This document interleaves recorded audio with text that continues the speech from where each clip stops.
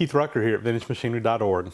So it's been a little while since I've had a video up, guys, and I apologize for that. Things have been, as it seems like it's been since the first of the year, kind of crazy around here the last week or so again, and it's really cut into my shop time and what have you. Been on the road traveling again with work, and on top of that, like usually happens every year about middle of February, the pollen starts really falling down here in South, and I have some allergy problems, and usually I get kind of sick about every spring when the pollen really starts coming, and that's was the case last weekend.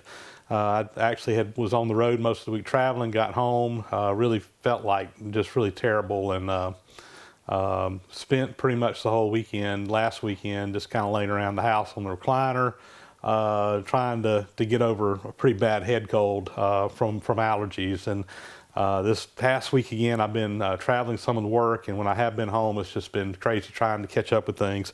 So not to make a lot of excuses, but the bottom line is that I just haven't been in the shop, and I haven't really been where I can make any videos the last couple of weeks. So we're going to make up for that today. I still haven't had very much shop time. I did get out to the museum today, but quite honestly, most of what I was doing was just kind of doing some piddling stuff, cleaning up some things, straightening up some stuff, kind of getting things ready for some projects I got coming up, and trying to just more or less kind of get some things organized and things put back up, and some stuff that has just been neglected out there that really wasn't video worthy by any means. So I didn't really shoot any video in the shop out there today at all. So this is going to be another odds and ends video, and we do have a couple of things that have come in, viewer mail and what have you, in the last week or two that I want to share with you guys, and that's going to probably be the main thing we'll be discussing in this video. So we'll get to it with some viewer mail.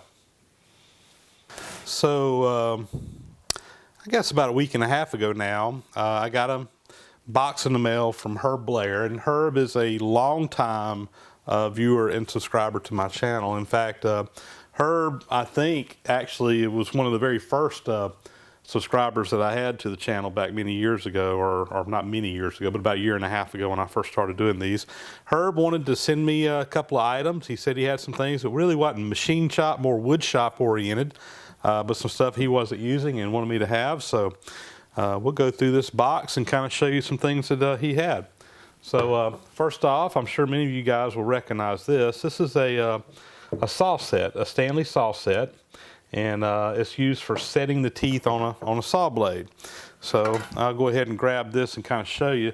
This is actually another item that Herb sent me. This is a Dickson hand saw, back saw, and he sent several of these. I'm going to show you those in a minute, but the way that this saw set would work is you would basically just kind of come in here, and with this, it has a little anvil in there, and when you squeeze that, it sets the tooth over at a rake angle. And you would basically go through here, and every other tooth you would squeeze that in there and push it over, and then you'd come back and do the opposite teeth the other way. So in a saw blade, you know, every tooth is raked over one way or the other, and that creates the kerf in the cut. So the actual cut is wider, just a little bit wider than the blade itself, and that keeps the saw from binding up in there. And this saw set, again, is used for setting those teeth. And it could be adjustable depending on how much of a set you want. You can adjust this a little bit by screwing this on the bottom. So a handy little tool for doing some saw maintenance. And you've already seen, he also sent along some hand saws. This first one here again is a Dickson back saw, and let's see, there was 4 hand saws altogether. So this one here is a Jackson warranted cast steel USA, another back saw. If you notice, it's kind of at an angle, and that was real common on saws that have been used a lot. What would happen is you would a lot of times saw more in the front than you did the back, and it would wear it out. And as the saw was sharpened over time, it doesn't stay flat all the way across. And it's not a big problem to do that, but you see that on saws that are used a lot and have been sharpened. Another Dickson. This one's got a little bit different kind of handle on it. I think this is a little bit newer Dickson saw. It doesn't have the horn up here on the top of the handle like some of the older ones did. This one's actually in really good shape. And then finally, one more, and again, this is a Henry Dickson. And again, I think this is a newer one here. The handle just isn't as refined as some of the earlier ones. You can see the more finish into the handles. This was just a little bit more rougher, and you saw that on some of the later saws when they probably were trying to save a few dollars, and sometimes the wood that these handles are made out of. I don't know the exact age of all these saws. Some of you guys out there may be able to put a better age on than I can, but regardless, they're all in good shape. You know, a couple of them could probably use a little sharpening, but that's not a big deal. This one here in particular, it's seen a lot of use, and it really needs to be refiled. But the other ones here are all in good shape. So I've got quite a few hand saws over here, and I'm just going to put these up on my rack with my other hand saws, and anyway, these will be nice to have around. I like to have these back saws with a different coarseness of teeth. So you do these by counting the number of teeth per inch, and you know, for a finer cut in a real hardwood, you really want a lot of teeth, a lot of cuts, or a lot of teeth in an inch, whereas for quicker, coarse work, you know, you would want less teeth per inch. So I may actually do some refiling on some of these, and get me a good range to work with for some of my woodworking stuff. So let's set these hand saws aside and show some of the other items in here.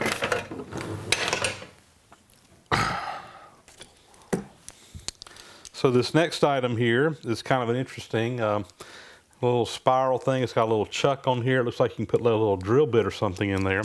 And this is just a little push drill, basically. So you can take a drill bit in here and just a little hand-powered push drill.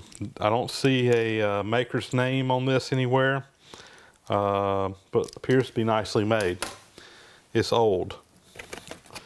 Next, set of Bosch 7-piece brad point drill bit set. So nice brad point drill bits. You know, I've got a few brad points that I use in woodworking from time to time. This is a nice set here. So again, thanks there. Let's see what else we got. This is a little height gauge for setting the height of a saw blade or a router bit or whatever you want to do. It's got a little scale on there you can read. These come in real handy. I use these a lot, like when setting the height of a router bit, for example, on a router table. If you need to get it to a certain height, you can just measure it on here, put it on there, raise it up on your router table, and boom, you got it. So that's a real nice one. Lectung Workshops. So it's got a magnet on the bottom here. So if you're on a like a table saw or something with a metal cast iron table, you can set that on there and it'll stick, and you can set your height. Next up here is some sharpening tools for these were made by Lee Valley, I think. Yeah.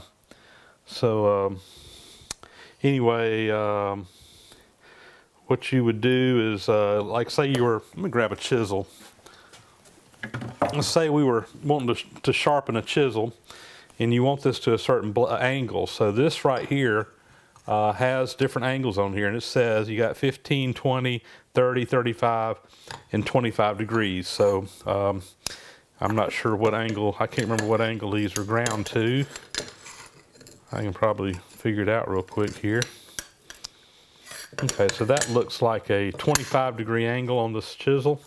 So I've got that on the 25 degree angle there. And if you were going to sharpen this, what you would do is you would come in here and clamp that down to the angle that you want, and then you can screw this down, tighten this down, and now when you go to your sharpening stone,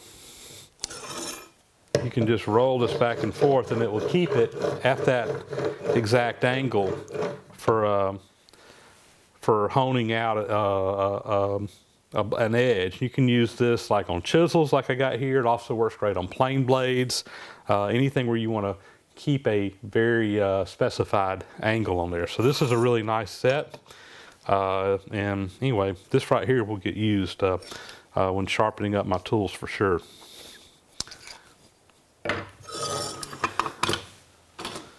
And there's more. So he sent along a, looks like a piece of metal. And if you weren't a woodworker, you may not know what that is, but that is actually a scraper for scraping a finish on something. So if you feel across this, there's a burr on the front, and that kind of goes hand in hand with the next tool that's in here. This is a burnishing tool for raising a burr on the edge of this scraper. And what's basically in here is a piece of hardened steel, and you just basically just run this back and forth on there, and it kind of rolls this edge over on the scraper. And this actually makes a very good cutting tool for doing finishing cuts, for like finishing out a piece of wood. It's actually better than sandpaper. So let me see. I'll stop the camera here and let me show you the next thing, and I'll actually show you how the scraper works because it's a neat tool. And the next thing in here was a couple of mortising bits and chisels for hollow chisel mortiser. So, and I happen to have a hollow chisel mortiser, and so these will be very nice. So what this is basically a drill bit that runs inside of a square chisel, and you put this on a mortising machine or a mortising jig and a drill press, and when you push down, of course the drill bit cuts the waste out, and then the chisel comes behind that and actually chisels it square. And this is for cutting mortises, and of course you can go in here if you want to do a rectangular, you just do one cut after another and go across the piece to cut a mortise for a mortise and tenon joint. Very handy little thing to have here. And in fact, maybe I'll dig out my mortising machine and show this in action as well. Some you metal guys, I may never seen a hollow chisel mortiser, and it's a kind of a neat setup. So I may just do a quick demo showing that as well. So I want to do a little follow-up from a comment or comments that you guys made based on my last odds and ends video that I did, where I showed some tools that I purchased that were for foundry tools. And when I got it, there was this item here that was included in that lot of foundry tools, brass foundry tools, that the person I got it from said they came with the foundry tools. I kind of don't know that I totally believe that or not, but anyway, he said they were all together, and he sold them to me as a lot. So anyway, this was sold to me as a foundry tool. I did not recognize it, did not know what it was, but several of you guys knew exactly what this was, and it was something that, quite honestly, I never would have thought of. And even there are some of you guys sent some links to some videos on YouTube showing this being used. So what this is actually a tool used by a organ tuner, a pipe organ tuner, to finely adjust the pipes to get them in the proper tune. I don't know much about pipe organs, very little about pipe organs. I've actually visited a shop one time where they restore pipe organs up in the Atlanta area. A friend of mine, or his son, runs that shop, and in fact, their company actually restored the organ in the church that I go to several years ago. But other than going through that tour, that's about the only experience I have around pipe organs. But a lot of the smaller pipes that come up are actually made of lead. And when they make those, the way that they tune them is they actually trim the top of the pipe to get it to the right pitch. And then when they get it real close and they need to just finely tune it, they would use this tool to either open up the tip of the pipe or flare down the tip of the pipe, depending on whether the note needed to go slightly up or down. So they would take this cone and they would run it into the top of that piece of lead pipe, and it would flare it out just a little bit. And I'm talking very, very minor adjustments here. and that would either raise or lower the pitch. I'm not quite sure which. And then the opposite, when they wanted to go the other way, they would use this cone in here, and they would drop that over the top of the pipe, and it would flare the top of the pipe in just ever so slightly. And by doing that, they could make very fine adjustments to the pitch of the individual pipes in the pipe organ, and that's how they would do that fine tuning. And there was actually a whole set of these different cones, from real small on up to a little bit larger ones, and that they would have. And of course, this is just one of the sizes in there. So this is a pipe organ tuning cone. And again, I would have never have guessed it. You can go on the internet, you can actually find these still being made and still being sold. This one looks like an antique one, I'm guessing. I don't see any names on it other than it says HIEE. That looks like it was stamped in there. I'm guessing that was a company or owner's initials or something. I'm not quite sure. But anyway, there you go. Learned something from you guys. Every time I show a mystery tool, I'm amazed at how quickly you guys can identify it. And I probably had 7 or 8 people send me messages that knew what this was. So I'm very impressed with that. So there you go. Thanks a lot. So I've got a piece of curly maple here. It's a highly figured wood. You can see that curl in there, and that's kind of where the grain is making this wave. And this curly wood like this is often very difficult to finish out. So of course you can use sandpaper, but even with sandpaper on curly wood, sometimes you will get kind of the high spots and low spots, or the hard spots and soft spots will wear differently. You don't get a real smooth finish on it. And with machine tools, a planer or a joiner, a lot of times you get some tear out.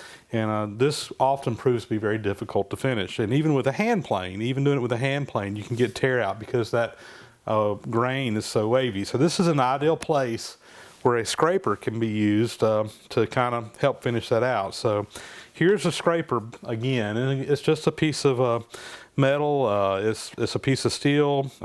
You know, it's about a lot of times old carpenters would take, or a carpenter would take an old handsaw that was messed up and cut the metal out of it. That was always real good steel to make a scraper out of. And again, this edge on the bottom of this has been burnished over. So you basically just run up and down a piece of hardened steel at a 90-degree angle, and it rolls a little edge over. Now, you know, you can take your fingernail and it just kind of catches right there on the end.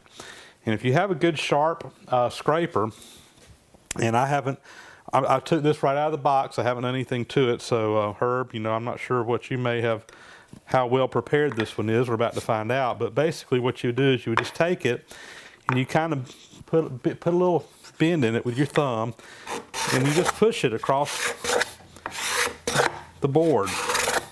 And this one it's doing all right. You see these little fuzzy, it's just taking off a tiny cut. Now you can get a better cut if you get one tuned up just right. So let me try a different edge here. That one's not cutting very good. There we go. That's actually doing pretty good. So you see that nice shaving there you get. And that right there does a really, when you get this scraped in with a hand scraper, you get a really, really nice finish. It really doesn't even need to go to sandpaper. So this is an excellent way to finish a piece of wood, particularly something that's got a lot of curl or figure in it like this. So another alternate way that would do this was they actually made what's called a scraper plane.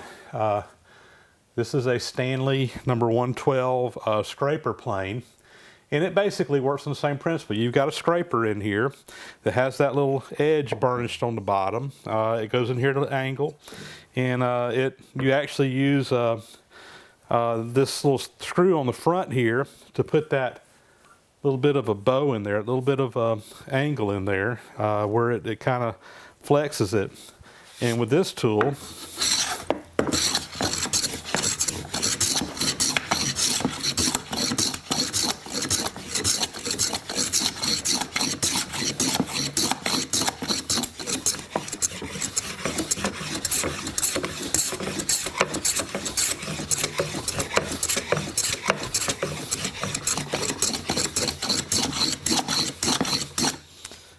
As you can see, I'm taking a little bit heavier cut. In fact, that probably needs to be backed off a little bit. It's a little bit too heavy of a cut with this plane, but still, it's producing a really, really nice finish. Let's put a little mineral spirits on that so you can kind of get an idea of, make that curl pop on this board so you can really kind of see what we're looking at here.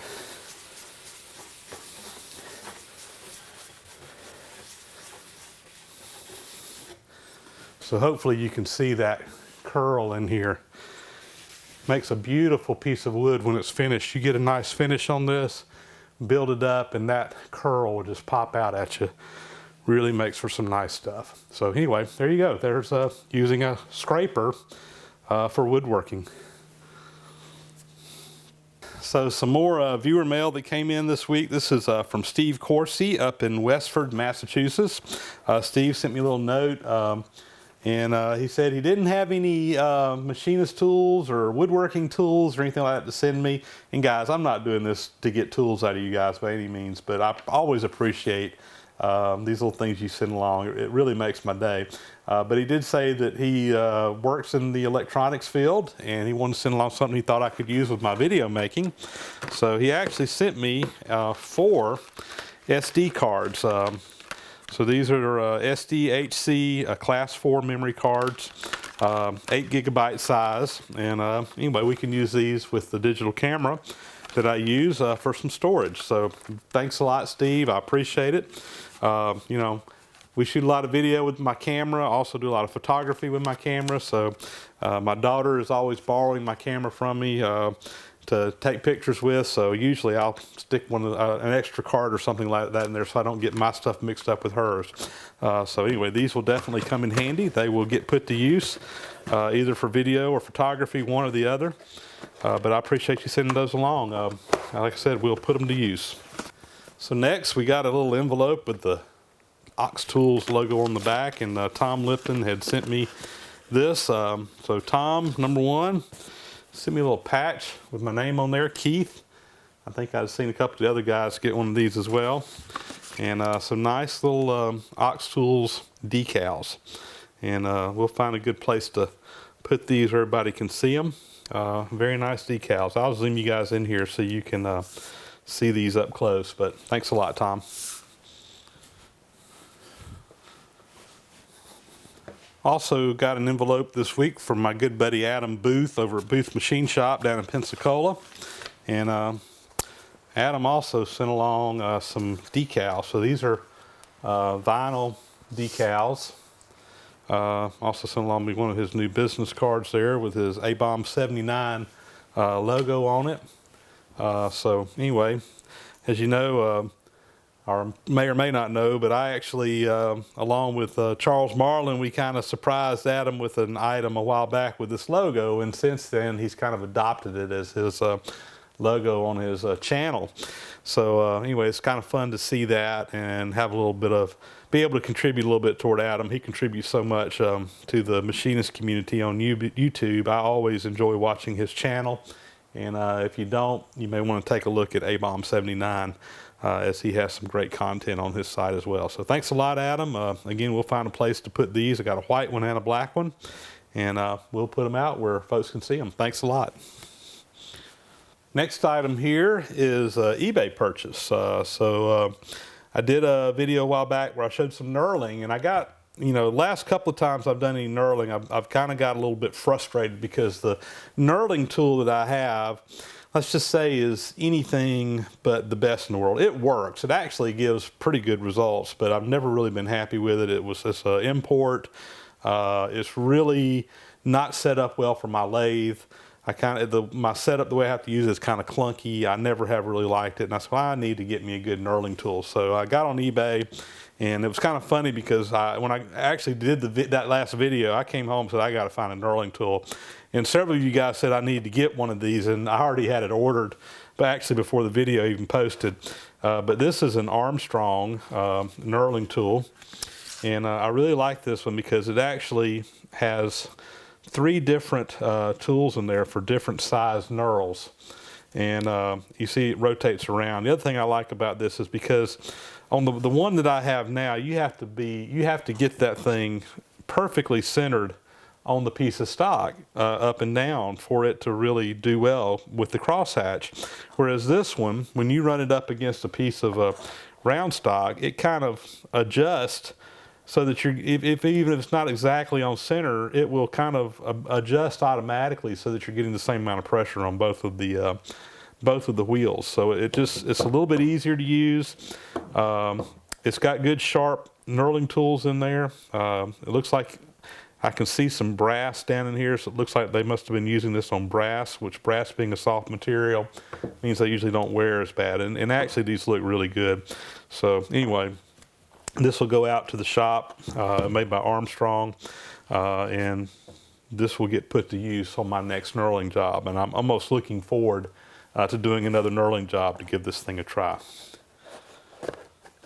So I mentioned a couple of times that I was trying to finish out my tap wrench sizes with the Greenfield Tap and Die Company tap wrenches, and the one I was missing was a number 4. And I actually found an eBay auction a week or so ago that had this Greenfield number 4, and it also actually included this Greenfield tap handle, which is a ratcheting tap handle. Depending on which way you flip this little lever here, you put it in the middle and it just goes either way. Really nice, probably the nicest one of these tap wrenches like this that I have now. This is a number 339 Greenfield tap wrench. So I'm excited to say now that I've got my complete set of tap wrenches. So that's the number 4. This is a number 0. And the size below that is a number 00. I don't know what happened to 1, 2, and 3, but it goes from a 0 to a number 4. And the next one up here is a number 5. And then we go to a number 6. Starting to get some size there. And then to a number 7, which is actually probably too big to fit in the frame. So anyway, I've got everything from a 00 up to a number 7,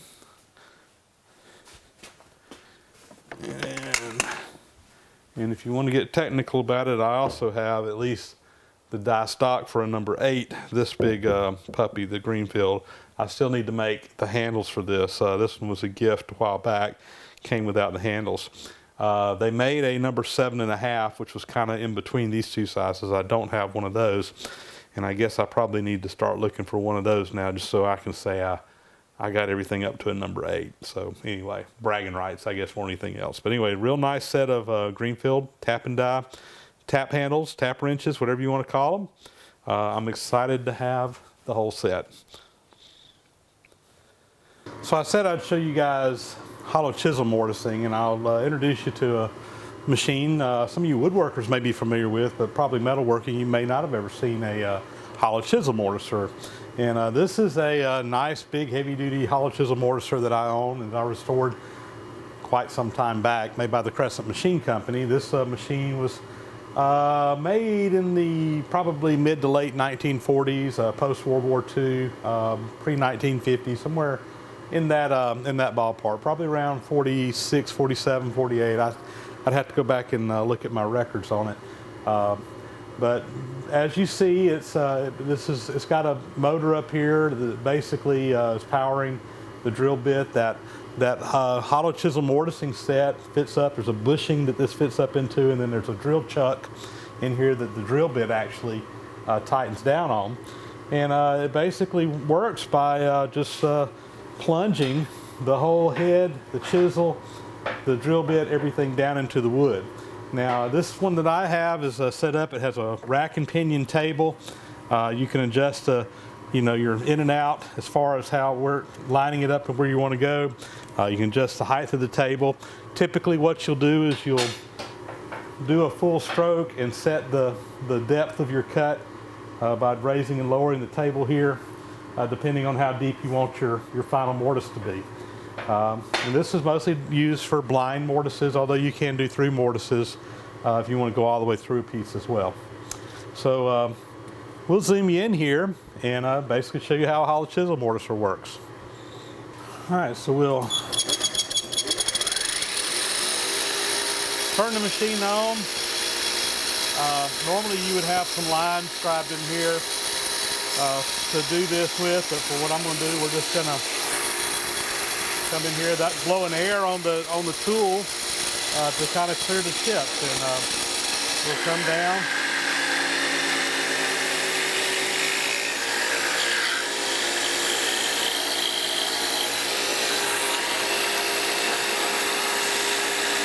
Well,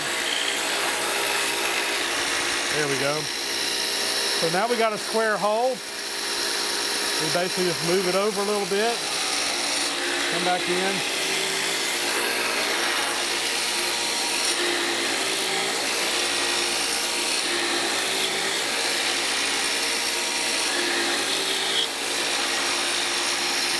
And that's it.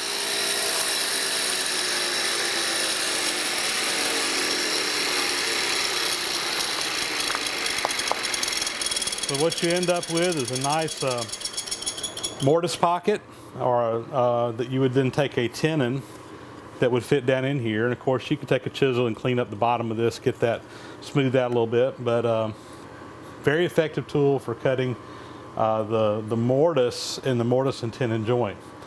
And then the tenon would be cut separately in a different operation on different machinery or whatever, but you can see how easy it is with this machine. And that's what those chisels that were sent to me there are used for. And I should be able to use those chisels on this machine. I may have to make a bushing to fit them up in here.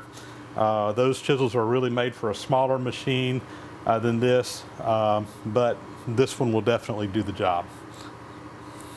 So there you go, guys. That will conclude yet another edition of my odds and ends. I hope you enjoyed this little episode that we put together.